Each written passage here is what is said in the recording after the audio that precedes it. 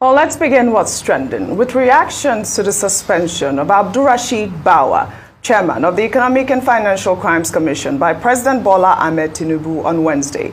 Bawa's suspension follows weighty allegations of abuse of office levied against him. In a statement by Willie Bassi, the Director of Information in the Office of the Secretary to the Government of the Federation, the 43-year-old EFCC boss was directed to immediately hand over the affairs of his office to the Director of Operations in the Commission, pending the conclusion of investigations on allegations levied against him. While the development comes less than a week after Godwin Emefiele, former governor of Central Bank of Nigeria, was also suspended by the president. Well, let's take some tweets. This person wrote, 2 weeks in office, Tinubu. Fuel subsidy gone, foreign exchange rate unified, CBN governor suspended, EFCC chairman suspended, Student Loan Act signed, Electricity Act signed, Data Protection Act signed, Constitution Amendment signed, Chief of Staff appointed, SGF appointed. Well, Sports Doctor wrote, for those jumping up that Tinubu has suspended EFCC chairman Bawa, Tinubu that is going after everyone that messed with him one after the other, systematically dismantling them. He wants to fight corruption, and Hadi Sirika is still a free man. The senator and his wife judge are still flexing. Well, Shewu wrote, how Mr. Bawa's day went on Wednesday, 14 June 2023. Woke up as EFCC chairman, visited the villa, met President Tinubu, left the villa. President Tinubu suspends him indefinitely.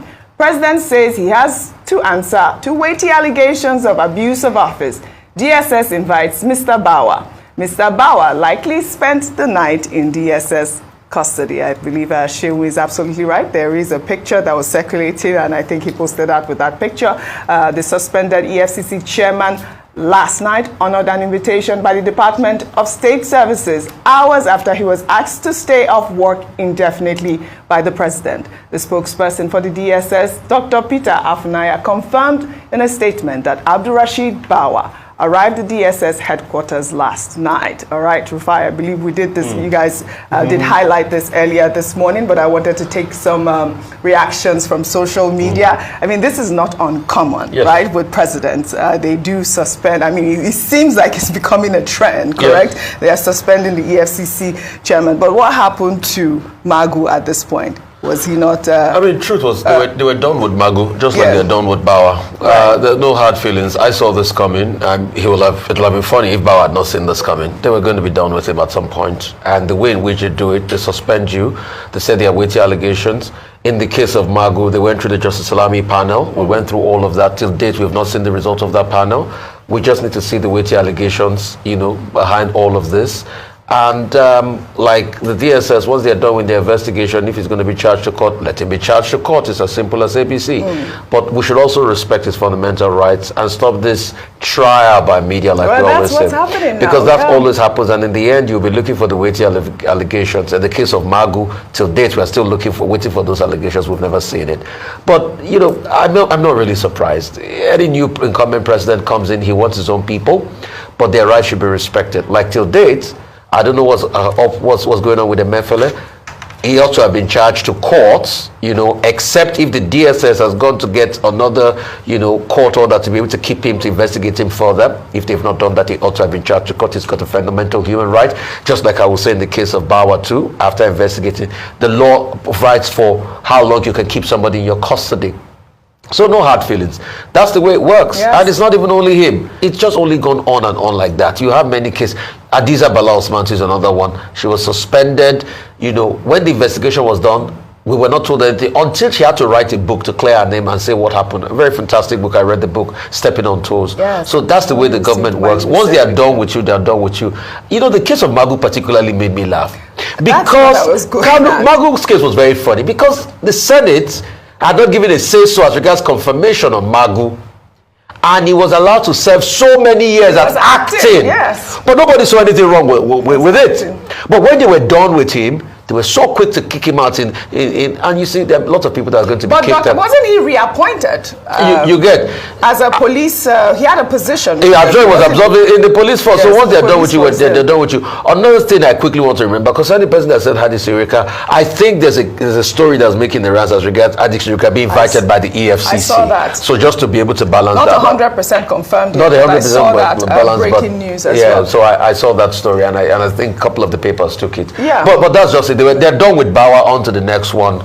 And hey, whoever comes in next, you remember that when they're done with you too, probably they might treat you this way or not like this if you're lucky. But should that be the case? That shouldn't be the case. Yeah, that's the question I wanted to ask you. Nigeria. But you see, also my tweets highlighted all of the achievements within 2 weeks of the Tinubu administration. I mean, it's like a complete house cleaning. But the other person was saying that Tinubu is trying to target the people that have come after him. And that is actually the rhetoric on social media. Go ahead. 30 cents, having listed his achievements in 2 weeks, my comment would be 2 weeks in, not a bad report card.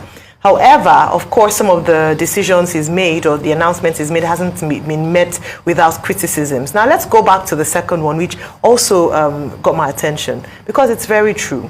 If you're fighting corruption, it must be that you're fighting at all levels. If not, that in itself becomes corruption in itself, because then what are the indices for determining who you want to go after, except the president is biding his time and doing them or going after them one after the other. So it doesn't raise suspicions around unfairness or around targeting, around the fact that there are people that he has had it in for. So I would like to see some high-profile cases, as we're going to be talking about the next story, high-profile cases in terms of him actually going after corrupt individuals. And also, if he is indeed investigating allegations of corruption, let us not see any of his appointees. He's going to release the ministerial list very shortly.